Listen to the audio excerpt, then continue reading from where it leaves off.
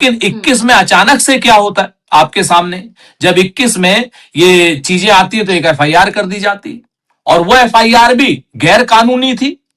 Cognizable नहीं थी, तो ये कोर्ट ने बता दिया आपके सामने। तो मेरा यह मानना है कि जिस तरीके से राजनीति में विद्वेष की भावना के साथ ही नहीं, राजनीति में प्रतिद्वंदी भावना के साथ ही नहीं, दुश्मनी की भावना के साथ में यह काम किया गया था।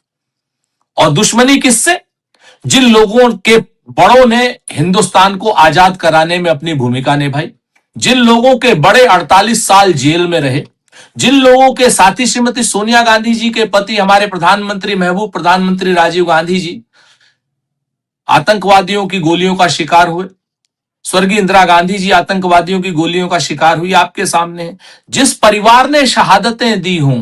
जिस परिवार ने ये सारा हिंदुस्तान को, कहते ना कि सरजमीन हिंद पर अक़वाम आलम के फिराक काफिले बसते गए, हिंदुस्तान बनता गया, जिन लोगों ने इस तरीके से इस देश की तरक्की में अपना योगदान, अपना खून पसीना दिया हो, जिनके पुरखे जो है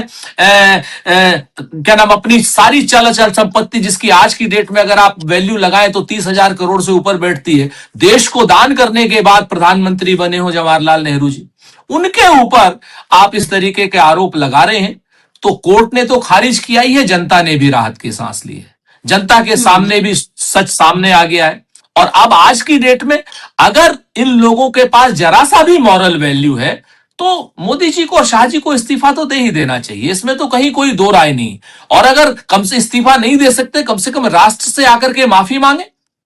सोनिया जी से माफी मांगे। वो 79 ईयर्स की जो बुजुर्ग महिला है, जो बीमार है, जिसने अपने पति के उस पर अपनी पूरे सारी की सारी जवानी यहां कुर्बान कर दी, आपके सामने देखिए। जो महिला आज की डेट में हिंदुस्तान में डेमोक्रेसी की एक व्याख्या हो गई है, उस महिला को आपने तंग किया, उस महिला को 8 घंटे आप क्या नाम ईडी के अधिकारियों के सामने बैठा के रखा।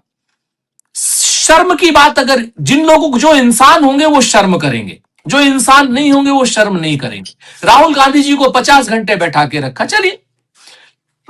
मल्लिकार्जुन खड़गे साहब को 8-8 घंटे बैठा के रखा, 83 साल के हैं। तो कम से कम भारतीय जनता पार्टी में जरा सा भी अगर मॉरल वैल्यू हो तो राष्ट्र से क्षमा तो मांगे कि भाई हमने इस केस को पूरी तरीके से गलत वो किया था, गलत तथ्यों पे किया था, बदले की भावना से किया था, कोर्ट ने हमारे दोनों मुंह पर तमाचे मारे हैं, मुंह हमारा लाल है, ईडी वालों का भी मुंह लाल है। ईडी वाले तो बेचारे करे तो क्या करें, ईडी वाले तो अपने मास्टर्स की बात मान रहे थे,